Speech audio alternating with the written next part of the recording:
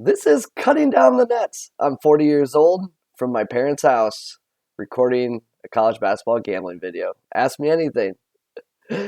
Let's get into the slate. I don't have multiple monitors today, so this will be a little shaky. We'll update records and all that tomorrow for the sake of time. Yesterday was pretty middling. A lot of games ended very close to the number. Won some easy, got blown out on some, missed by a point here and there, but then got some by a point here and there. Just was a meh day. And we are moving on. So I will get right to it. Here's my pool for today.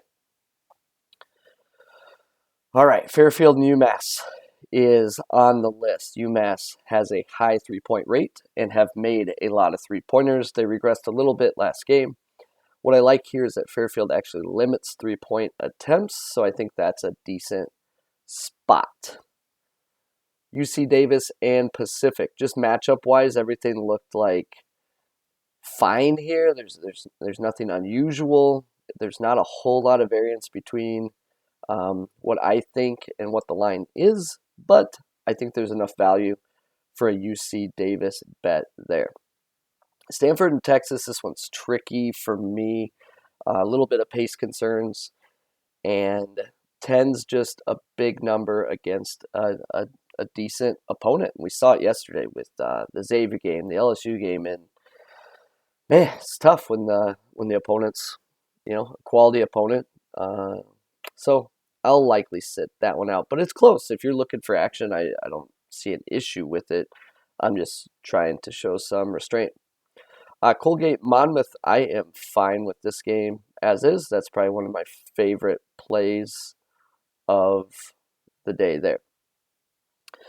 Duquesne and UC Irvine. So concerns here are pace. I think this will be a very low scoring game, so it's tough to cover a 6.5, 7 in situations like that. But I am going to go there with the Anteaters and think the lack of scoring is really going to come on the Duquesne side more than anything, as I think the Dukes have some issues.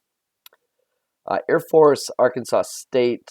I have this closer to a pick'em, so at 5.5 points, I'm happy. But the reason it's 5.5 points is there's going to be a fair amount of threes coming from the Air Force side. Both teams are experiencing.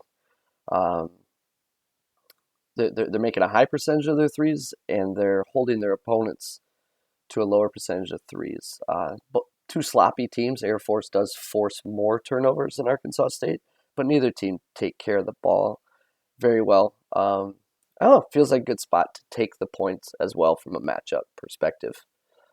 Other ones in the pool I've looked at, Richmond, ODU.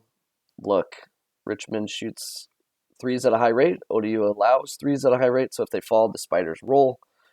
But a lot of points there for that spot. And then we just run into some bad teams. Southern and Kent State.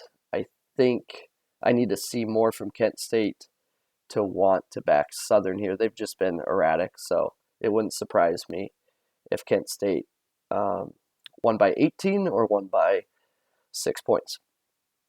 Florida A&M, Santa Barbara, same story. These are just like, oh man, I don't think I can back these dusty teams in these spots. And then Iowa State, Southeast Louisiana. Iowa State's performed very well, but I'm not going to take them at home, laying 20 right after finals week. People probably left town. Just going to pass on that as well. I was intrigued by this Tennessee Martin Drake game. I think it's close. I don't know if I'll bet it, but I don't know. It's a decent spot. So where I've landed for my pool right now, the top 5 I am in on. I'm fine. Monmouth, Fairfield, UC Davis, Air Force, and the Anteaters, and then I'll monitor that Tennessee Martin situation. I'm a sucker. Give me another point, I'll probably bite, and I think that was part of the problem yesterday. I did not show much restraint, but it was just nice to have a full schedule of games. So that's what I'm looking at for this Sunday. Once again, I'm a 40-year-old calling in during a family holiday, and uh, on a college basketball slate. So thanks for stopping by. We'll get back to regular rotation tomorrow, and good luck today. See ya.